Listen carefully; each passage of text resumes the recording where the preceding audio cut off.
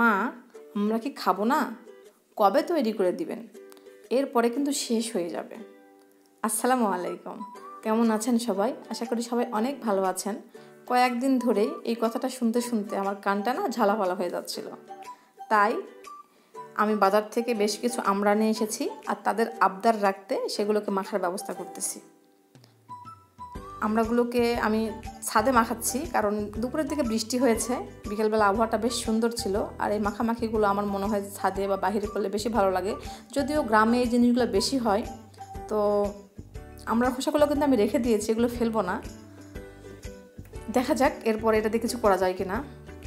আমড়াগুলো যখন আমি কাটতেছিলাম স্লাই করে, আমি তখন আমার শৈশবের কথাগুলো বারবার করে মনে করতেছিলাম যে আমরা যখন আমড়ার সিজন হইতো বা আমের সিজন হইতো, বড়য়ের সিজন হইতো, তখন সবাই মিলে, মানে আমাদের পাড়াতে যতগুলো মেয়ে থাকতো সবাই মিলে আমরা বড়ই টড়ই মানুষের গাছের, বিশেষ করে চুরি করে করে মানুষের গাছের আমরা বড়ই আম এগুলো পেড়ে পেড়ে নিয়ে এসে সবাই মিলে মাখায় খাইতাম আর বেশ ঝাল দিতাম।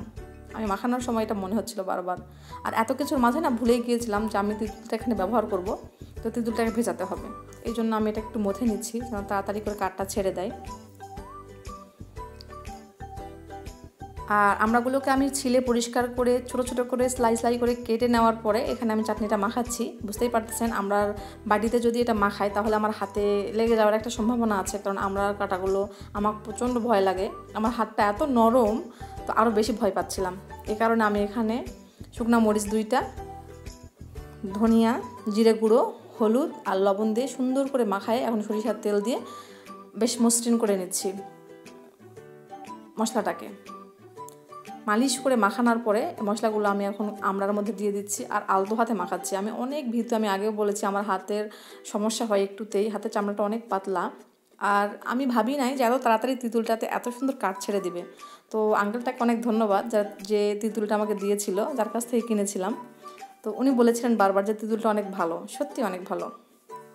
তো আমি এখানে এখন কাসুন্দি আর একটু চিনিও দিয়ে দিচ্ছি।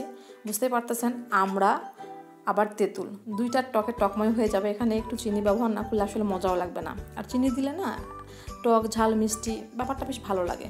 আর এখন খানিকটা, মানে বেশ খানিকটা বিট নুন দিয়ে দিলাম। বিট নুন না দিলে আমার মনে হয় যে মাখামাখিগুলো বেশ ভালো হয় না। তো আমি মাখামাখিগুলো করতেছিলাম, আমার মেয়েরা কিন্তু একদম শান্ত হয়ে বসেছিল না, ওরা বারবার ঘোরাফেরা করতেছিল। মাহিতা নিজেকে কন্ট্রোলই করতে পারছিল না, ও প্রথম বাইকটা নিয়েছে আর বলছে যে মা জাস্ট অসাধারণ হয়েছে। আর সত্যি এটা অনেক মজা হয়েছে। তো আপনারা যদি এভাবে মেখে খান তাহলে অবশ্যই জানাবেন, ভিডিওতে একটা লাইক করবেন, কমেন্ট করবেন। আজকে এ পর্যন্ত, সবাই ভালো থাকুন। আল্লাহ হাফেজ, আসসালামু আলাইকুম।